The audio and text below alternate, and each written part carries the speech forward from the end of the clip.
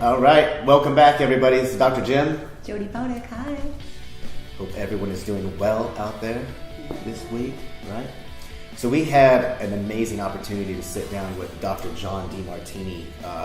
For those of you that don't know who he is, you will know. I'm sure many of you do know who he is. So, author. I mean, what does he not do? Right. World-renowned author, speaker, researcher. I mean, just an absolute amazing human being. And there was a lengthy conversation with a lot of things going on. It was absolutely amazing. I loved how personal he was, and his daughter was amazing, like absolutely amazing. We walk in and they're hugging us and stay later. We want to show you stuff. This is what your life is going to be. I was like, oh my God, it was really like we both were like kids at a candy store, but then we're like trying to be all professional, trying to hold it together. He was. Jim came and danced, and he's like, ah. But one of the first things he was talking about was synchronicities. Yeah. And I know we're going to show that part today. Yeah. And we'll show that part of what he's talking about. Yeah. So you want to explain to him what synchronicity is? So it's like when you're on a path or things where you want to be, whether you're either manifesting it consciously or subconsciously, things will show up. Mm-hmm. And they have an amazing way of showing up as long as you're present to them and you can see. I had actually Jamie, thank you Jamie, I was going through some things that just needed to talk, and he had brought up the conversation was like, you've gotten me to be able to see a lot of things, and he goes, and right now you've got so much chaos going on. He goes, you can't see what's right in front of you. And he goes, and all the answers are right in front of you. So everything, and no matter where you're at in life, always you just got to look like who's showing up right in front of you and why they're showing up right in front of you. The answers are always there.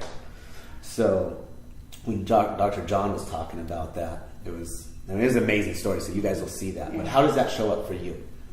Especially recently. Yeah, right. It's been going on. Yeah. Right? Yeah. So, it's crazy.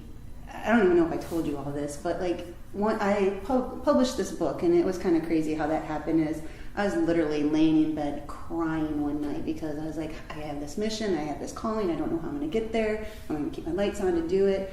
And I opened up Chicken Soup for the Soul, or The Secret, and it came to, I was reading Dr. Demartini's thing, I was reading Jack Canfield, and all of a sudden I was like, same night I was watching Oprah, and it had Mastin Kipp on there, Marie Forleo, Gabby Bernstein, and Chris Carr. And I was like, oh, this is really cool. How come I'm not on TV with them? Like, that's what I want to do with my life. That's what I've been shown. So I text my girlfriend, and she's Nate Berkus's PR rep. And I was like, hey, how do I do this? And I said, I want to go on TV. And she's like, well, start a Twitter account. Crazy thing is I started a Twitter account. It went to the wrong email address. I had to go through the domains, find the lady who domain it was. She was the editor for Chicken Soup for the Soul. Like, how crazy is that, right? Right. So then the book gets published. I'm walking out my condo, and I literally run into Joel Osteen, like smash dab into him, and we both started laughing. I'm like, oh, sorry. I meet you the next month, and I'm like, okay. So then we start rolling all this stuff together, and then The Secret was such a huge book for me to make all these changes and to see things like, sometimes when you're on this road and you feel like you're the only one that's on this road because it's not really normal to be like that, especially where I come from. But yeah, so then I just followed those synchronicities, and then something kept telling me to ask you to go places with me, and I'm like, I'm not asking him. And then I kept asking you, and you're like, yeah, I'll go. And I'm like, right? Pretty good company. Thanks. Yeah. So, and then not knowing that I was asking you so that you would come up with the idea to do this, I was like, why am I supposed to do something with him? Why am I supposed to go there with him? And and all these little things just started dropping. And then within the last month, it was just like I got to sit next to Pastor John Gray's mom and do that interview with her. Right. We just got asked to do a mastermind group with somebody that we both admire, you know? It's like all those synchronicities. Like I have goosebumps telling you this. Like just pay attention and say yes, because sometimes you're scared and you're like, oh gosh. And with Dr. Demartini, you said, hey, he's coming. You want to see him? And I'm like, yeah.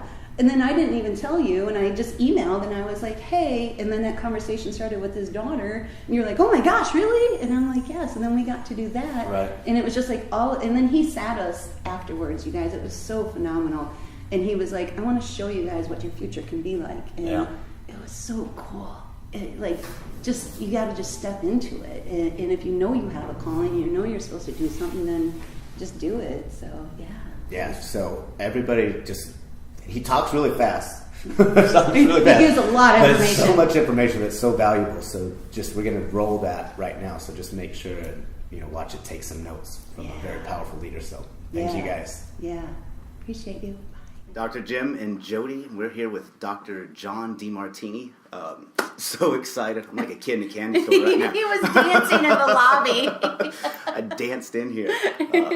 So this is great. So I want to thank you, number one, for being on. Oh, thank you. Thanks for doing the interview. Last night was amazing. It really, it just, a lot of light bulbs. Yeah. Yeah, it's a great reminder because I've heard you speak a few times, and a lot of those things I was like, damn, forget that practice, just lose that communication. Yep. But well, I love sharing. It's what I love doing. So I'm glad to know that something came across there. Oh, that's great. You just have such an amazing, peaceful, fun energy about it, though. Yeah, it was just we kept talking all day today about different things that you said. It was Yes. It was great. I sometimes get a little bit more lax with the group sometimes. Yeah, we like that. when people ask interesting questions, I go there. Yeah, that's great. So I got a question. I've heard you speak multiple times, and you spoke about running into Howard Hughes when you were 19, I believe. That's when it was. Actually, when I was 14. You were 14. Got it. I was hitchhiking from Houston, Texas, to California, and I was going out to ride waves in California, and I was 14 years old, and I ended up getting a ride. In those days, the Interstate 10, which is the Intercontinental Highway, wasn't completed yet. And El Paso, that was still under construction and still not even begun. And so I had to go through the downtown area when I got that ride. And I got dropped off downtown. And I was walking through downtown, and in those days, surfers, which were kind of long hairs, and cowboys, which are kind of redneck short hairs, with a lot of clashing. And 3 cowboys stopped in the sidewalk and lined up and were about to confront me as kind of a headbanded, long-haired hippie kid. Right. And had a surfboard, and I knew I couldn't go in the store because I'd be trapped. I couldn't outrun them with a board, and I couldn't go in the street, and I had to go through these guys. And so I didn't know what to do, and so I just acted like a wild animal. At 14. 14 years old. They were about probably 18 to 21, something like that. Went primal on them. Yeah, I went primal on them and just outrageously, growling at them. And I learned that from an old surfer who wanted to get rid of other surfers in the surf lineup. And he used to just growl and act wild, and these guys go, that guy's weird, and they'd leave. I thought of that as I did it. And it worked. These guys moved to the side, and I went growling right through them, and they moved to the side. And there was an old guy, he's my age now, but it seemed old then. But there's an old guy that was standing, leaning on a lamppost on the corner of downtown El Paso Library, on a gas lamp, leaning on this gas lamp. And he saw what I did, and he came by, and he came over there, and he put his arm on my shoulder. He walked up to me, put his arm on my shoulder, and he said, Sonny, that was the funniest dang thing I've ever seen. You took care of them cowpokes like a pro. He said, can I buy you a cup of coffee? And I said, I don't drink coffee, sir. And he says, can I buy you a cup of Coca-Cola? And I said, yes, sir. So we went up to this little malt shop, and it was these swivel stools, that they had in those days. Yeah. Mm-hmm. And right in the corner, a couple quarters down. And he said, are you a runaway? And I said, well, I got a ride to the highway, so I didn't run. I'm just hitchhiking to California. He said, did you drop out of school? And I said, yes, sir. He said, you look pretty funny with a surfboard in El Paso. It's not a surf place. I said, I'm on my way to California. He says, I could tell. He says, you through with your Coke? And I said, yes, sir. He said, then come with me and follow me. I want to show you something. And I have to admit that I had a few intuitions about just following somebody. Mm-hmm. Right. I didn't know what people are going to do. But there was something about the guy that just seemed sincere, and so I followed him. And he paid for the Coke. We went down a couple blocks, another couple blocks over, and up these steps. And it was a downtown El Paso library. And we walked up these steps, walked in, and there was an information booth.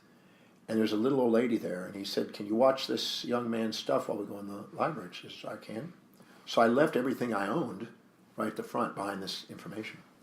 We walked down some steps, down the floor, up some more steps, into this area of the library. He said, "Sonny, sit down at this table, and I'll be right back."